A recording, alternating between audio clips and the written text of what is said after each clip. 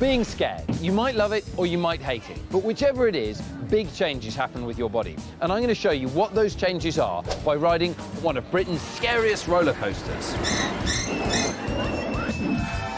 Roller coasters are exciting. Sometimes we scream, sometimes we puke.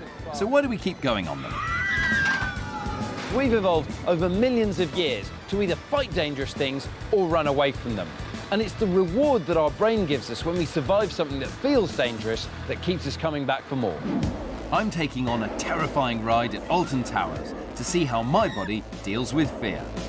So I'm going to be wearing this sensor, which is going to be measuring my heart rate, my heart rhythm, my breathing rate, loads of different stuff that is going to be telling me what's happening with my body and measuring essentially how frightened I am. Okay, that's my heart rate there. At the moment, it's a normal resting heartbeat. Keep an eye on it. Let's see what happens when I take on this scary ride.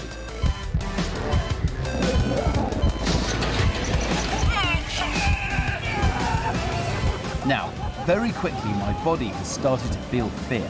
And when you're scared, your heart rate rises. Look at my beats per minute. They're going up rapidly. That's because my body has started to release adrenaline, a hormone that prepares you to deal with a dangerous situation. Adrenaline comes from the adrenal glands at the top of your kidneys. It tells your liver to release more glucose to your muscles, to give them energy and make sure you're charged up and ready to face your fear.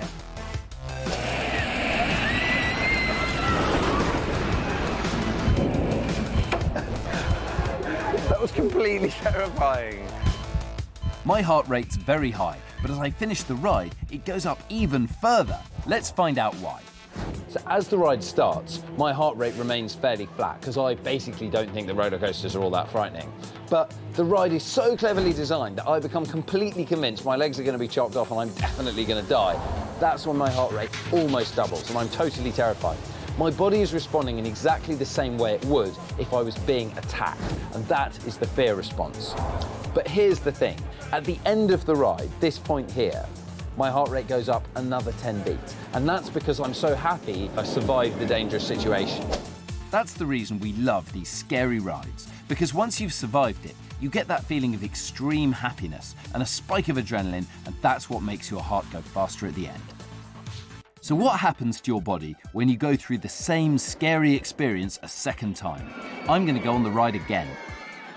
So with frightening situations, you can either make it worse and get more frightened every time it happens, or you can learn that actually nothing bad's going to happen to me on a roller coaster. I didn't die last time, so this time I'm going to control my fear and be less frightened. This is the beginning bit where my heart rate previously was very normal, and this time it is a bit exciting. On this second ride, my heart rate isn't jumping up as quickly as the first ride. And that's because I know what to expect, and therefore my fear response is not as dramatic. Now I've learned that nothing bad happens, I can really control that fear all the way through it. And you can do that with exams, you can do that with films, you can do with anything you find frightening. You can just realise that actually very few things are really dangerous and you can stop being frightened. If you're not frightened, you can keep your head together. So during the second ride, my heart rate only goes up to 112 during the most exciting bit of the ride. And at the end of the ride, I don't get that extra bump in heart rate. And I didn't feel that amazing euphoric sense of I've survived something really dangerous. And that's the thing I'm now craving. Luckily, there are loads more rides.